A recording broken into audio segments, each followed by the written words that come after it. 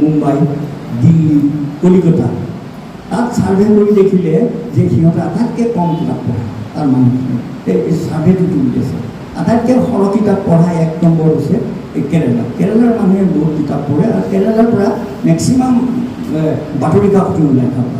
তাৰ ৰিক্সাৱালা ঠেলাৱালাবোৰকো মই দেখিছোঁ আজৰি সময়ত সিহঁতৰ মালায়ালাম বাতৰি কাকত সিহঁতে পঢ়ি থাকে।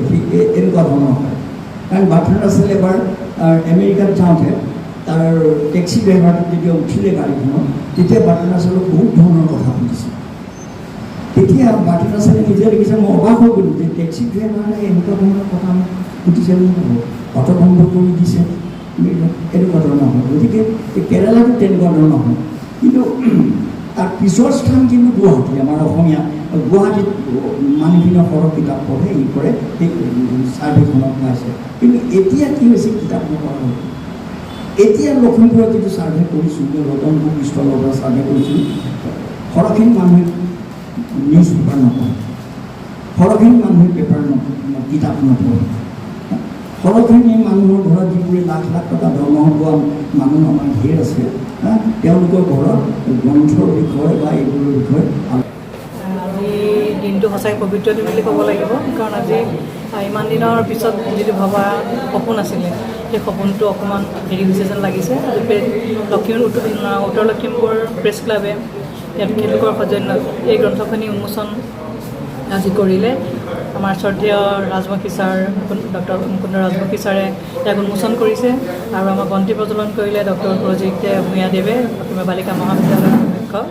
গতিকে মই ক'বলৈ গ'লে খুবেই ভাল পাইছোঁ। কাৰণ কেতিয়াও ভবা নাছিলোঁ যে এনেকৈ এখন গ্ৰন্থ উলিয়াই পেলাই ৰাইজক সমাজলৈ যে আগবঢ়াই দিম। কিন্তু সকলোৰে কিবা, বিশেষকৈ ভাতৃপ্ৰতিম উৎপল শইকীয়াই তেওঁ বহুতখিনি এই ক্ষেত্ৰত মানে মোক আগবঢ়াই নিছে। আৰু লগতে আমাৰ মোৰ অতি শ্ৰদ্ধাৰ দীপাঞ্জলি দত্ত বাইদেউ, নানু বাইদেউ যাক কওঁ, তেখেতে দিয়া উৎসাহ অনুপ্ৰেৰণাতে মই এই গ্ৰন্থখিনি লিখিবলৈ প্ৰেৰণা পালোঁ। লগতে স্বপ্না বাইদেউ, সকলোলৈকে আৰু মোৰ লগৰ যিসকল সতীৰ্থ তথা মোৰ ঘৰৰ পৰা মা দেউতা বৰ্তমান নাই, মোৰ ভাইটি ভণ্টি, সকলোৰে সহায় সহযোগিতাত উৎসাহ উদ্দীপনাত মই গ্ৰন্থখিনি আজি এনেধৰণে মানে প্ৰেছ ক্লাবৰ অধীনত ইয়াতে উন্মোচন কৰিব পাৰে মই নিজেই সুখী অনুভৱ কৰিছোঁ বুলি ক'ব পাৰি। গতিকে ভগৱানকো ধন্যবাদ জ্ঞাপন কৰিছোঁ যাতে মানে সকলোখিনি সুকলমে হৈ যোৱাৰ কাৰণে।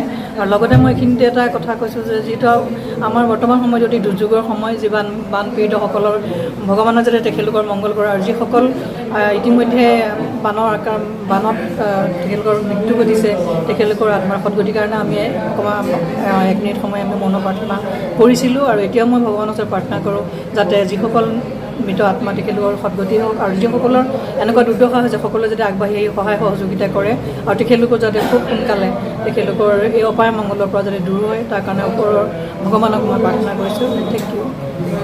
এটা ভাল লগা দিন, বিশেষকৈ বাসন্তী বাইদেউৰ লগত মোৰ এটা পুৰণা চিনাকি।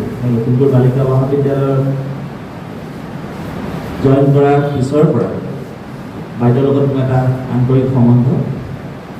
বাইদেউৰ গোটেই জীৱন প্ৰবাহ বা গোটেই জীৱনৰ যিখিনি কথা মই প্ৰায়ে বাইদেউৰ লগত আলোচনা কৰোঁ আৰু বাইদেৱে মোক কয়।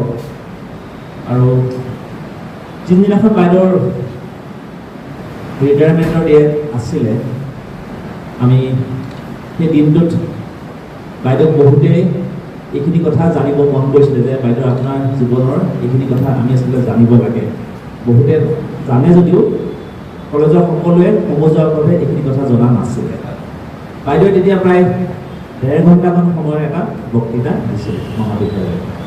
আৰু তেতিয়া বাইদেউ সকলোৱে কৈছিলে যে বাইদেউ এইখিনি কথা আচলতে আমাৰ সমাজৰ ব্যক্তিসকলে বা বৰ্তমানৰ ছাত্ৰ ছাত্ৰীসকলে আচলতে জানিব লাগে।